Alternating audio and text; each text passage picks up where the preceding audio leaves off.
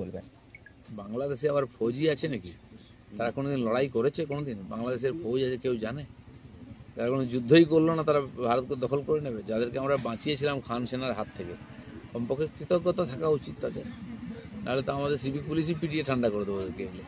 কেন এইসব বড় বড় কথা বলছে? ভিখারির দেশ, তারা জানে না কোথার থেকে কী হয়, খেতে কাল কী খাবে ঠিক নেই, তারা ভারতের বিরুদ্ধে যুদ্ধ করছে। ইউনূস সরকার এর আমলে যেভাবে হিন্দু বিরোধী স্লোগান এবং হিন্দুদের যে মন্দির ভাঙার মানে চেষ্টা করছে, ভারত সরকার তাতে কি পদক্ষেপ নেবে? ভারত সরকারের সেক্রেটারি গেছেন, ওখানে কথাবার্তা চলছে এটা বন্ধ করার জন্য।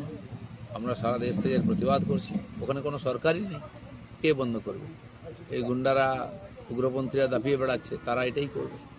ইউনূস নোবেল পুরস্কার পেয়েছিল অর্থনীতিতে, কিন্তু খবর ইউনূসের আমলে দ্রব্যমূল্যের অস্বাভাবিক মূল্যবৃদ্ধি। কোথাও কি মনে করছেন এই নোবেল পুরস্কার দেওয়াই ক্ষতিকর হয়েছে? লোকটা চোর, জেল খেটেছে, তার কাছ থেকে কি আশা করা যাবে? দুর্নীতিগ্রস্ত একটা লোক, সে কী করে দেশ চালায়? তার কোনোদিন কোনো অভিজ্ঞতা ছিল না প্রশাসন চালানোর, তাকে মাথায় বসিয়ে দিয়েছে সরকার। নেই আর কিছু চ্যাংড়া ছেলে, কিছু এই ধরনের দুষ্কৃতকারী, তারা দাপিয়ে বেড়াচ্ছে। দুর্ভাগ্য এটা, বাংলাদেশের ভবিষ্যৎ খুবই অন্ধকারের দিকে যাচ্ছে। এখন যদি ভারত বাংলাদেশের যুদ্ধ হয় তাহলে কি পরিস্থিতি দাঁড়াবে? বাংলাদেশ যুদ্ধ কোনোদিন হবে না, যুদ্ধ করার ক্ষমতাও নাই। আমাদের দয়ায় ওরা বেঁচে আছে।